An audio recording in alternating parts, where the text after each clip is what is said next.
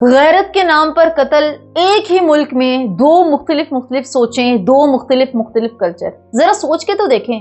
ایک طرف ہم پاکستان کا یہ چہرہ دکھاتے ہیں کہ امریکہ کی لڑکی کو پاکستانی لڑکے سے محبت ہو گئی، ڈھول بجے، گھروں میں جشن ہوا، اس کو بیاہ کے لایا گیا، نکاح ہوا اور نکاح کو عام کیا، شادی ہو گئی اور ہر طرف خوشی ہی خوشی ہے، اور پوری دنیا کو یہ دکھایا کہ پاکستان میں عورت کتنی محفوظ ہے. دوسری طرف کیا ہوا؟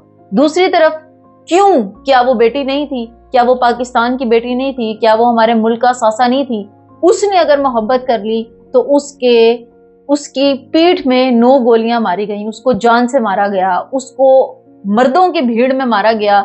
ہم یہاں پہ غیرت کرتے رہتے ہیں ساری عمر، ہماری گھر کی ماں، ہماری گھر کی بیٹی. کیا آپ کو تب شرم نہیں آئی کہ آپ اپنی گھر کی بیٹی کو اٹھا کر لے جا کر قتل گاہ میں جناب کہتے ہیں کہ اب ہم تمہیں یہاں پہ ماریں گے، جس کے ہاتھ میں قرآن مجید ہے؟ تمہیں شرم نہیں آئی؟ اس عورت نے تم سے اف تک نہیں کی، سوال تک نہیں کیا، اس عورت نے اپنی محبت کی بھیک تک نہیں مانگی. کیا تمہیں تب شرم نہیں آئی؟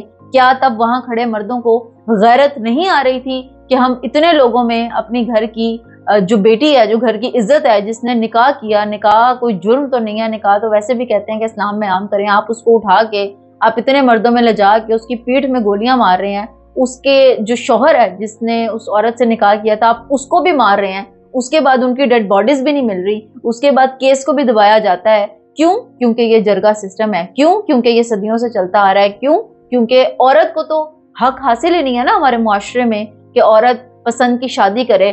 مردوں کو یہ حق حاصل ہے، مرد پسند بھی کرتے ہیں، پھر ڈیٹ بھی مارتے ہیں، پھر شادی بھی کرتے ہیں اور کسی کو کوئی مسئلہ نہیں ہوتا. اگر وہی چیز اگر آپ کی بہن کرنا چاہے تو غیرت کے نام پہ ہم نے بڑی عورتیں قتل ہوتی دیکھی ہیں. یہ جناب بلوچ کلچر ہے، یہ جرگہ سسٹم کب سے چلتا آ رہا ہے.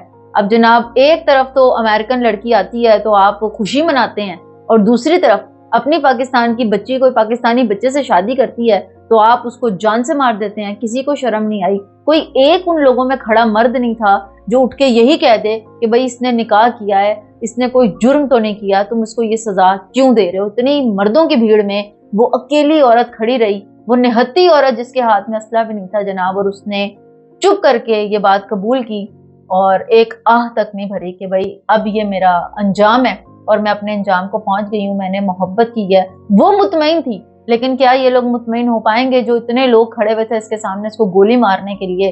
ایک نہیں، 2 نہیں، بلکہ 9 گولیاں ماری گئیں. اس کے بعد بھی یہ جناب کافی دیر تک ویڈیو میں دیکھا گیا ہے کہ اس کا جسم ہل رہا ہے، لیکن اس نے فریاد تک نہیں کی اور آخرکار اس کی آخری سانس بھی نکل گئی.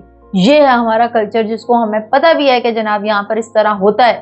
اس کے باوجود اگر کوئی عورت سر اٹھا لیتی ہے تو اس کو اس انجام تک پہنچایا جاتا ہے کہ پوری دنیا میں عبرت کا نشان بنتا ہے. کچھ لوگ مسلم کمیونٹی کو بھی کہہ رہے ہیں کہ یہ مسلمان ہے، تو ہمارے اسلام کو بھی لوگ ٹارگٹ کر رہے ہیں کہ بھئی یہ مسلمان ہے، یہ اپنی بیٹیوں کو پہلے زندہ درگور کرتے تھے اور اب دیکھیں اب اس طرح محبت کے نام پہ قتل کر رہے ہیں. تو کتنی غلط بات ہے. ہم کس طرح کا کلچر کو پرموٹ کر رہے ہیں؟ ان کو سزا ملنی چاہیے، ان کو پکڑنا چاہیے، ان سے سوال کرنا چاہیے کہ ان کو یہ حق کس نے دیا کہ تم اپنے فیصلے خود ہی کرنے کے لیے بیٹھ گئے ہو. آخر میں جناب میں صرف یہ کہنا چاہوں گی، یہ صرف ان محبت کرنے والوں کی جان نہیں گئی بلکہ ان کے ساتھ کئی امیدیں ٹوٹی ہیں، اور وہ امیدیں اس لیے ٹوٹی ہیں کہ جو لوگ محبت کی شادی کرنا چاہتے تھے وہ لرز گئے ہوں گے، ان کے دل کانپ گئے ہوں گے اور وہ بے بس ہو گئے ہوں گے یہ سوچ کے کہ آج ان کے ساتھ یہ ہوا ہے تو کل ہمارا کتنا عبرتناک انجام ہوگا. اس کلچر کو ختم ہونا چاہیے اور اس طرح کے لوگوں کو سر عام اسی طرح سزا دینی چاہیے تاکہ ان کو معلوم ہو کہ انسانی جان کتنی قیمتی ہے، اور ان کو ایسا عبرت کا نشانہ